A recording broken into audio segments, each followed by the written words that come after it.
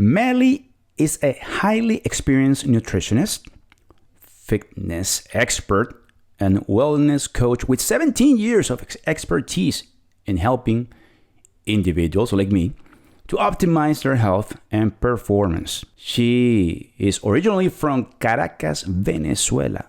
Her approach is rooted in functional nutrition and lifestyle strategies, emphasizing the reduction of chronic inflammation to boost energy, improve recovery, and enhance athletic performance. Meli has an impressive track record, having worked with a professional soccer team in her city and coached. Her dedication to empowering individuals extends to working with global leaders like Apple, Google, and Amazon, and as well as facilitating wellness programs worldwide. A former Zumba Fitness, she has taught over the world 600 workshops and reached out thousands and thousands of people throughout live stream classes. Holding a Master in Nutrition, a Post-Graduate Sports Nutrition Diploma, and a Certified Nutrition Specialist, CNS credential. Meli combines science-backed knowledge with practical tools to support athletes and individuals, again, like you and me, in achieving their best. She also holds over 20 fitness certifications, including personal training and group exercise. I hope you enjoyed the next podcast. It's going to be a good one.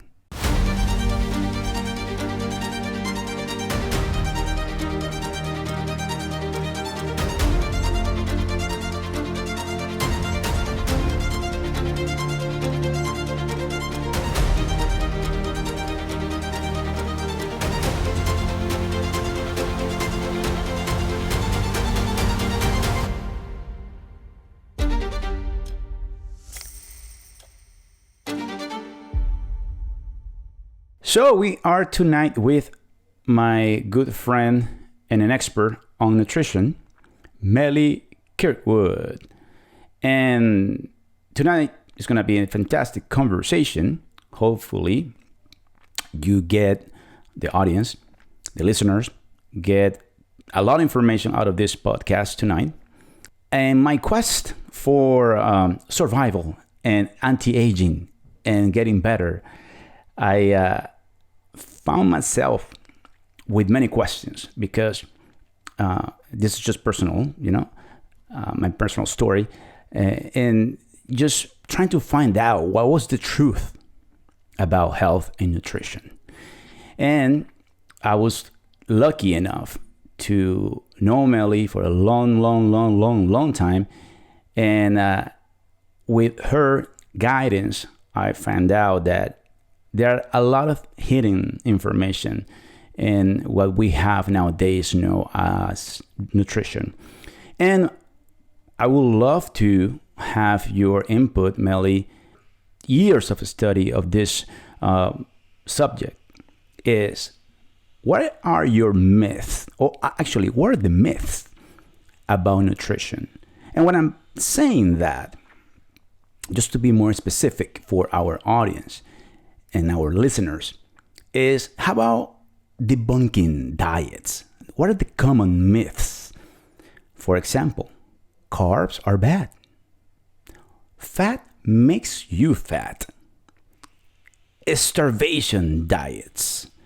So what are your ideas? What is your opinion and your research about this point in specific? One of the biggest myths in regards of nutrition is that I work with a lot of females, and females think that sometimes you have to be in extreme caloric deficit in order to lose weight. And actually, a lot of the times when I see females that have been in a very prolonged caloric deficit, they might have some thyroid issues and other metabolic issues because of the non-understanding of how important our foods is in our system. In regards of fats, there was a big marketing campaign in regards of low fat for a long time. And now research shows from that study that it was affecting our hormones. So actually fats are really good.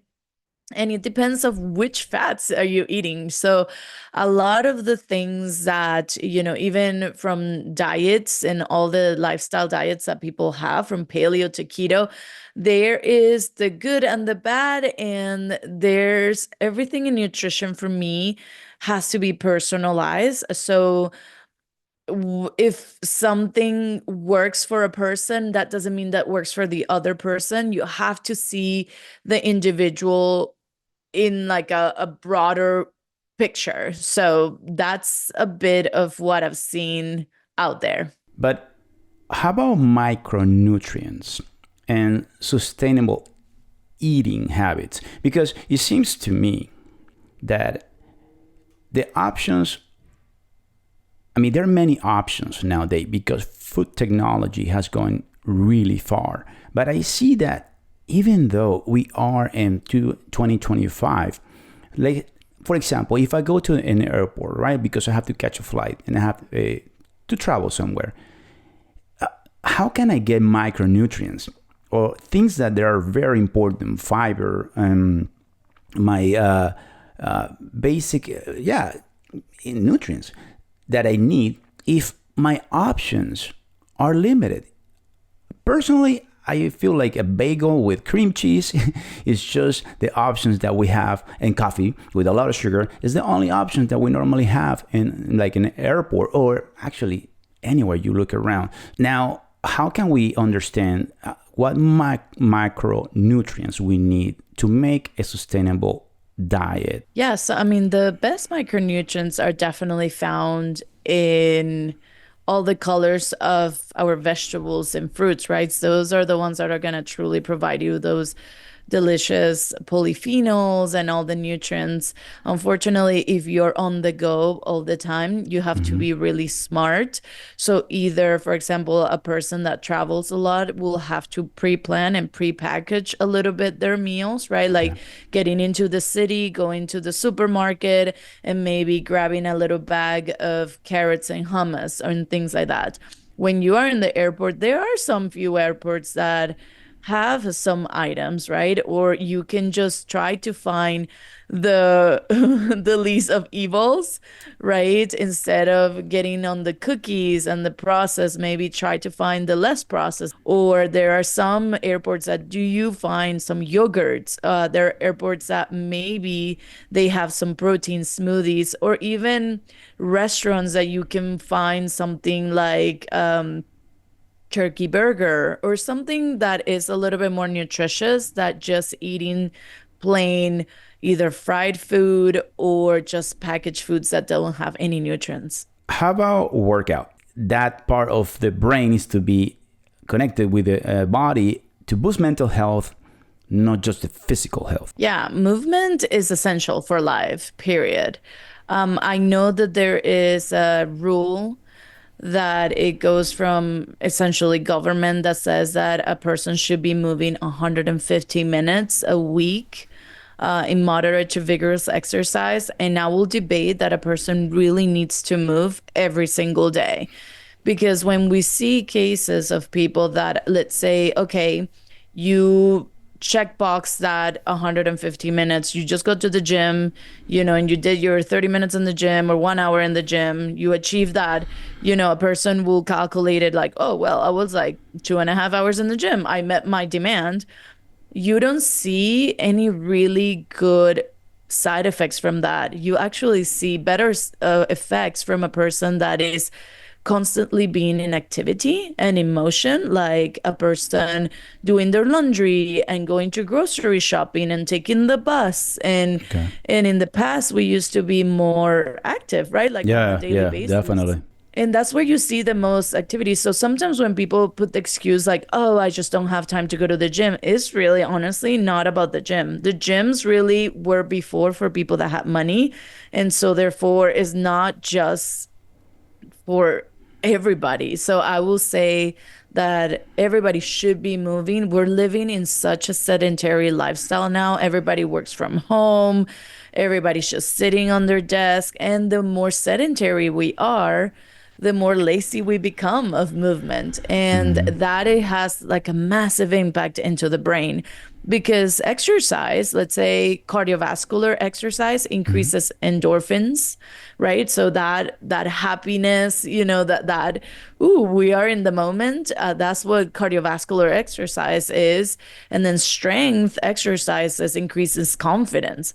So I don't know about you, but when you go to the gym and you're lifting heavy weights, I'm pretty sure you feel really good about your body. Yeah. Now that I have a diet that is really catered to me and I have a roadmap, I can do it. Because before I used to be so tired when I go to the gym. But yeah, it's true. It's true what you're saying. I think it's part of the also try to fit as much as possible. Even walking a dog for some people that come back from working, they have very dynamic, like a nurse, for example, has to be moving many steps during the day. And then we'll come back. It might be some strength exercise instead of cardio because you already have your cardio for the day. But those combinations are good to know. That way we can also, I think it is important also not to overdo it, right? And because some people don't work out at all, but some people go above and beyond. And I think it's just part of trying to understand exactly where the balance is.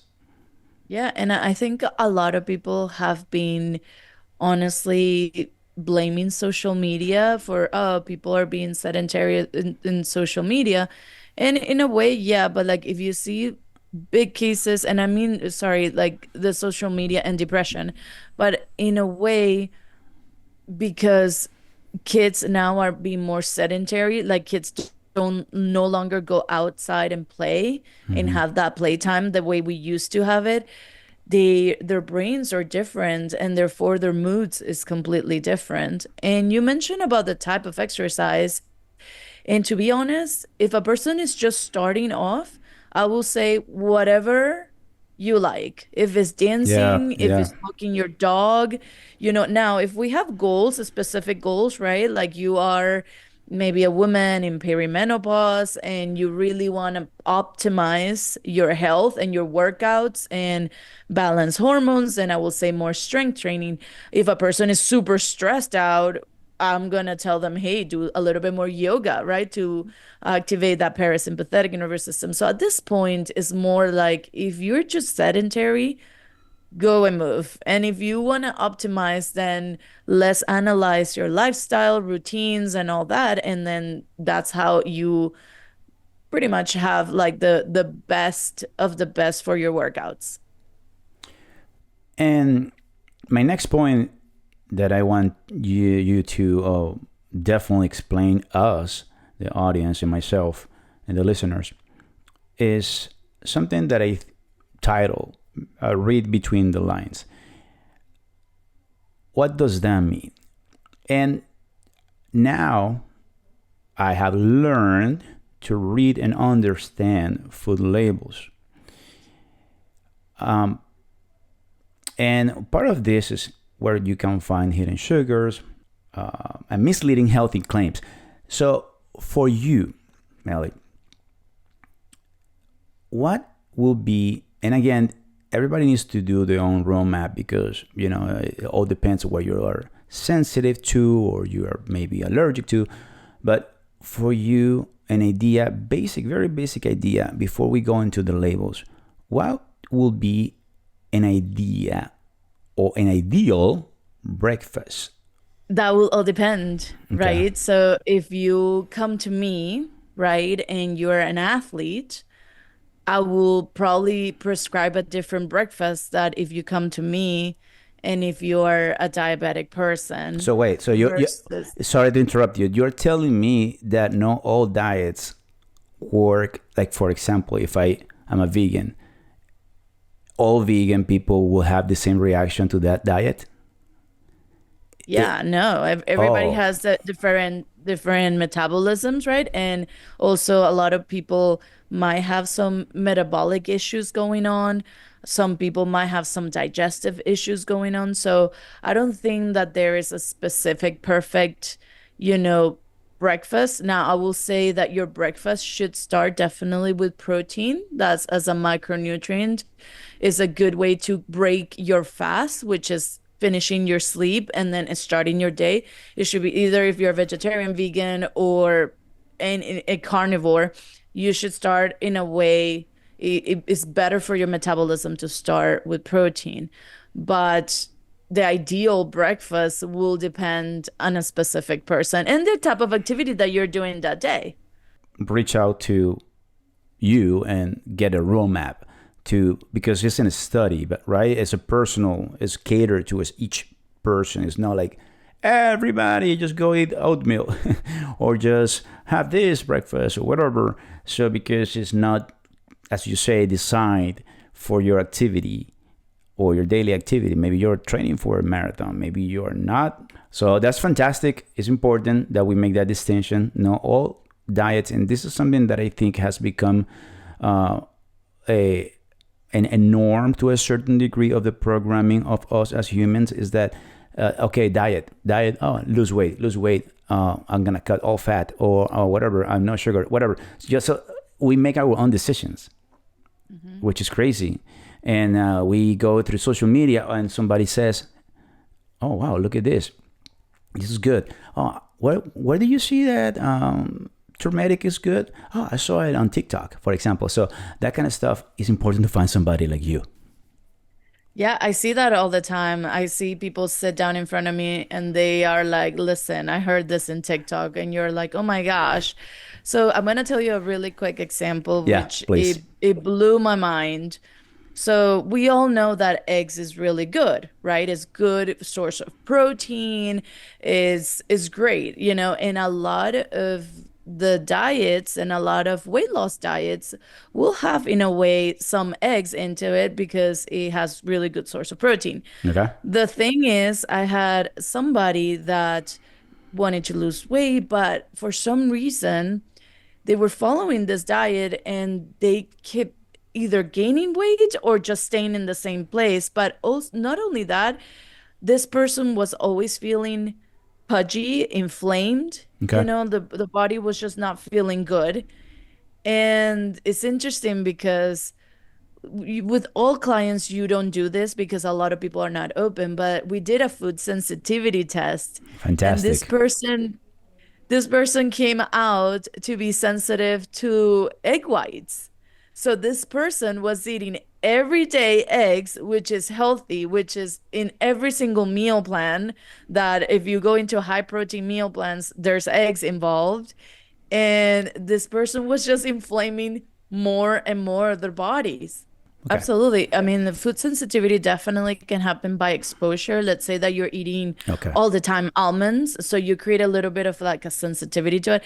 It is good to note that it's not allergic, right? Like Yeah. when you eat, like people that are allergic to shrimp, they will just go into hives or things like that. Like that doesn't happen, but there is a delay reaction, right? So for example, I don't know what your discovery was in food sensitivity, and maybe you can share with the audience about it, but a person normally will have a delay reaction, like maybe, within the day they feel bloated all the time, or within the day they kind of start having this weird rash, but they don't know where to come from. So it involves like an immune response on that food sensitivity causing some sort of reaction, but it's not an immediate reaction. For me, was everything that has to do with milk, with dairies. I never knew that I was sensitive to. And by the way, it's interesting because when it came back, the test, the results, they show up like I was extremely sensitive to all these dairies, and I was in a vegan diet. I wasn't even touching dairies. So it was incredible. It was related to part of it to allergies. For me, allergies was the most noticeable change when I stopped doing the dairies. One of the things interesting about this, and you and I have talked off camera about it, is you cannot make changes to your body like expect fast lane changes. You could see some changes when you start doing your adjustment. Yeah, no, I mean, like, I think it's unrealistic. The same thing as people that want to lose weight immediately. So, for gut health, just to heal the gut, it will take around 6 to 12 months, period. Like, whenever a person tells me I have leaky gut and Melly this, it will take us, depending on what stage you are. I mean, imagine you've been having this condition for a long time. You think that the gut is just going to heal you in 2 seconds. Same thing with the sugar. You've been in a metabolic issue for a while, minimum of 4 months, a whole year. Incredible. And you think So about it, that's what yeah, we're wow, it is realistic. That's something important that we tell people, because I think the only way for us to, in reality, be able to clean our blood is basically drain the blood of our system, put new blood, right? I mean, it would be the only way. Yeah. Yeah. I mean, like, to heal everything, I've had cases that it's been 2 years and we're still working on it. Now, Yep.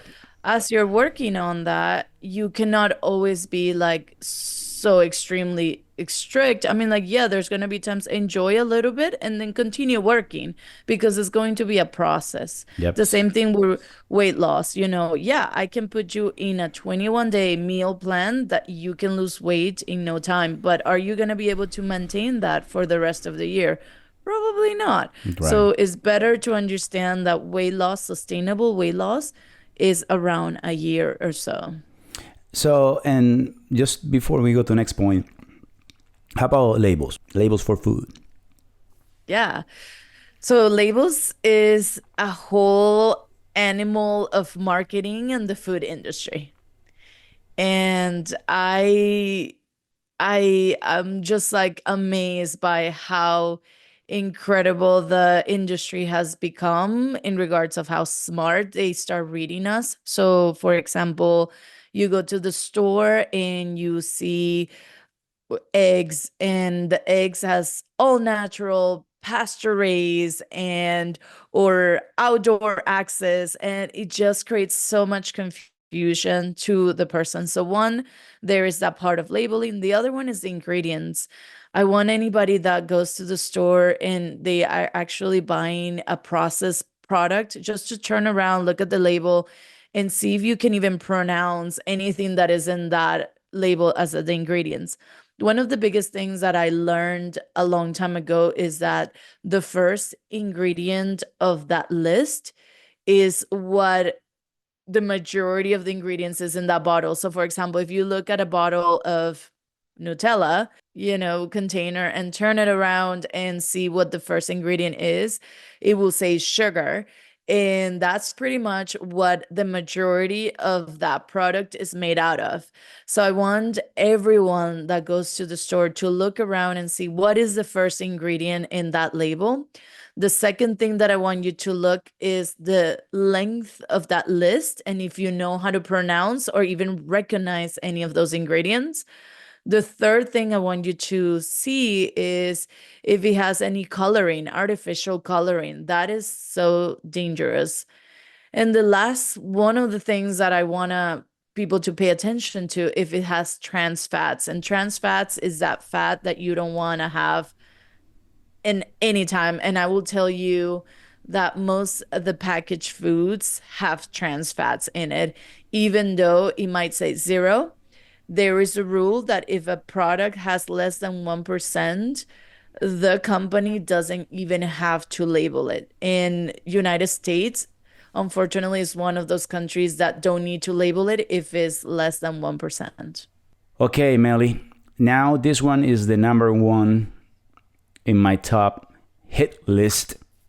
Not because it's a hit, but it's definitely a killer in America, and it will be sugar. Coming from a family where I have my dad with diabetes, why is sugar hidden in almost everything we eat?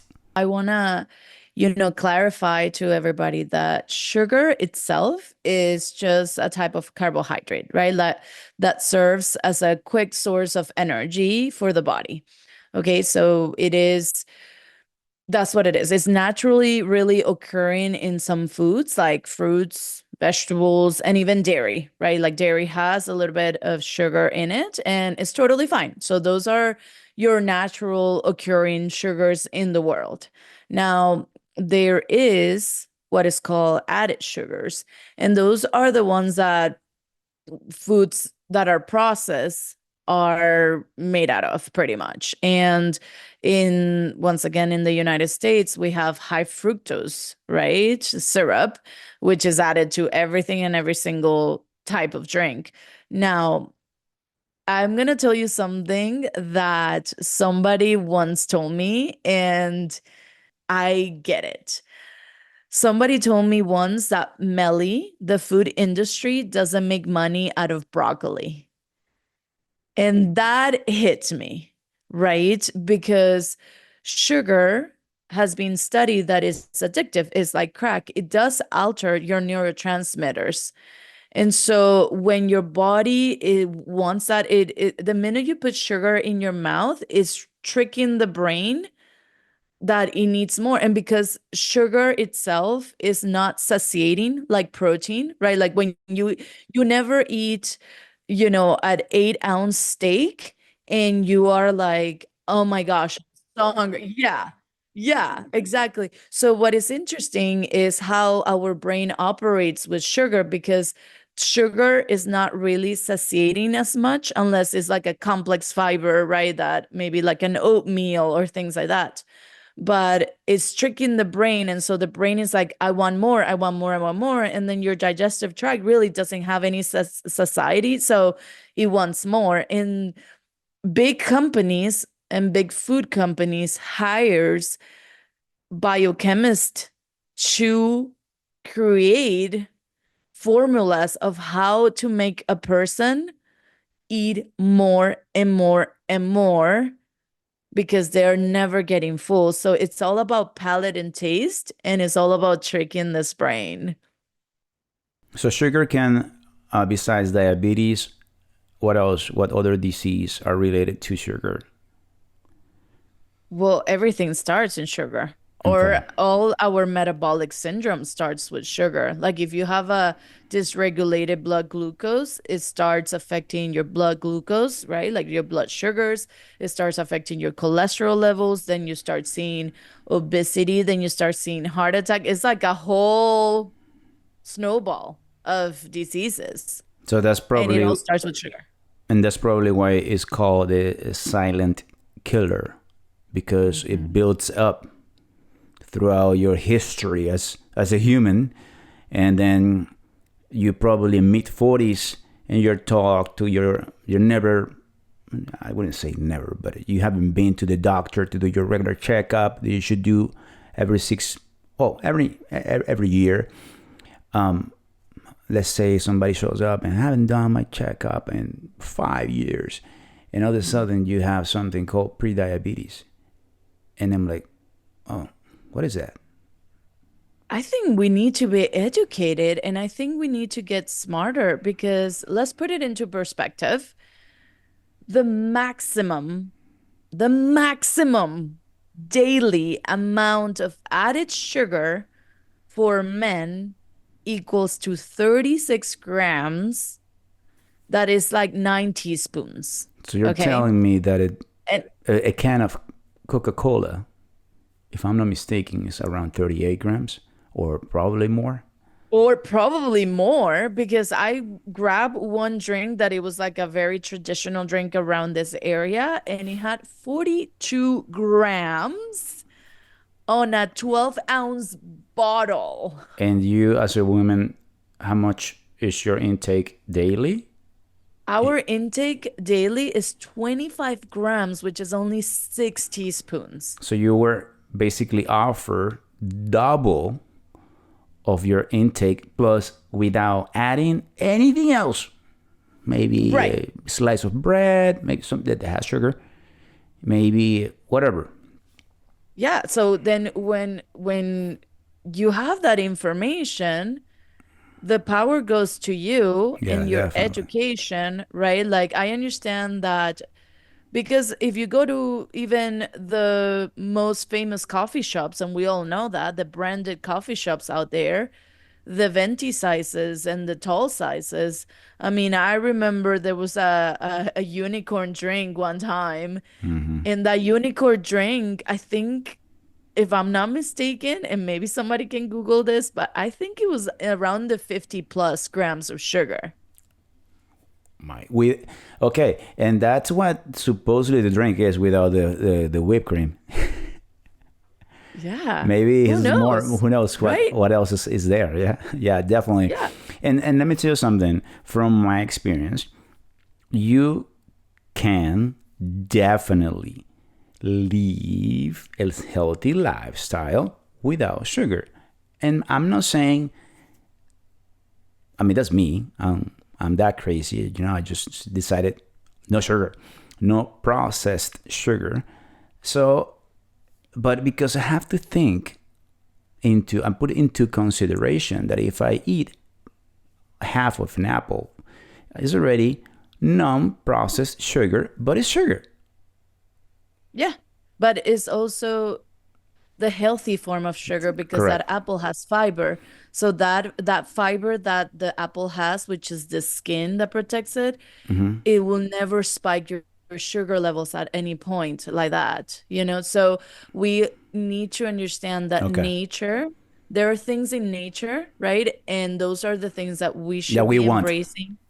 Yeah, but when it's handmade or man-made, we don't know. And of course, it's all about selling you more product and getting you there and getting you more. And then don't even get me started because then now you have a sick person, right? Yeah. And then the medical system now is making money here because you are sick. And then there's like the now all the medicine that you take because you're sick. So to me, it's just I try to educate people as much as possible as how to regulate their blood sugar. And here's the deal. We've been trained, like I told you, the chemist is like in their labs, wahaha, making the Their experiments of how perfect product. yeah, the perfect product. And it's all about palate. So, yeah, at the beginning might not be like the most delicious thing in the world to just eat unprocessed, healthy from the earth. But once you do that and you do it, I will say to a person 21 days to 2 months, basically, when you go back to that processed foods, you will notice, like, you can tell us all, like, Yes. what did you notice after you kind of like cleanse yourself? Basically, if I drink, which by the way, if you were to talk to me 5 years ago and say, "Can you drink this black coffee or one shot of espresso?" I need my sugar. Mhm. Now that I don't have sugar in my system, I don't do processed sugar. If I put sugar or somebody puts sugar, I can tell right away and I can drink it. Yeah. And it's because I have been reprogrammed to be able to enjoy the coffee without sugar. Of course, if you do 4 shots, if you drink it, you will never be able to pass that. Maybe you will. But I nowadays I also regulate the amount of coffee. By the way, I was also sensitive to coffee beans because I was doing 2 coffees a day. Don't even get me started. And and nowadays I just do 1 coffee a week. It's not the case for everybody or all the listeners, but it's interesting how you find out with your roadmap and food sensitivity test. And the beautiful thing is like once you blood regulate your sugars, right? Like once you regulate all the sugar levels in your body, your energy system, which is your mitochondria and your cells, the start utilizing the energy that it has, right? Because like if you are getting all the time external sugar, you're pretty much shutting down your body because your body doesn't need to give you energy because you're giving the fuel from outside. Now you're making your body work, and the body is meant to work and give you energy and sustain energy. So I'm pretty sure that if you eat, let's say, those cakes that have a ton of sugar, I'm pretty sure you're in a sugar rush. You probably will get a headache. You probably like No, thank have you. Yeah. So it's interesting how we need to educate a lot of people in regards of the added sugars because we are having a really pandemic in regards of that. All right, Melly, with all this information that we have to digest, interesting enough, talking about nutrition and the importance of educate ourselves because we own that to ourselves and you can definitely do it because I've done it and I definitely again suggest to go hand to hand with somebody qualified for this. And how can you reach out to Melly? We're going to do that at the end of the podcast. I'm going to show your Instagram, which will be the perfect way to reach out to Melly, and your website that we're going to also show it to the audience and definitely mention it to our listeners in case you are just listening to the audio podcast. What are your closing remarks about the food industry?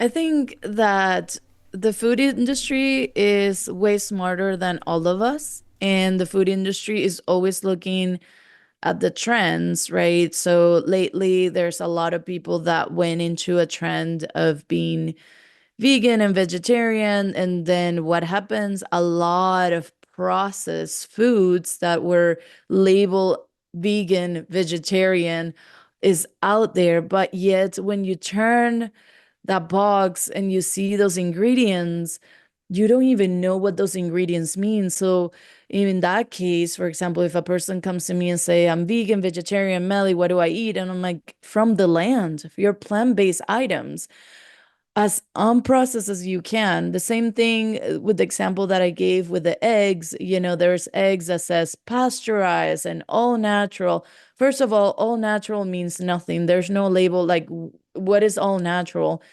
Pasteurized or that outdoor access can be just like a single little hole that they're calling outdoor access, but really the chickens cannot get out, and pasture raised and regenerative soil will be like the other ones, which regenerative soils, like right now, the soils are not having enough nutrients. So there are companies out there that are rebuilding those soils. So that's where the chicken is actually getting a little bit more nutrients from the soil. But there's so many labels and so many things that cause confusion that you need to understand what you're eating. And that's why I tell people, try to go for the most unprocessed, go around the supermarket and that's where you're eating. And then for fun, yeah, go into those middle aisles, but your fresh vegetables, right? Understanding the use of pesticides. Are they using pesticides or not? Is it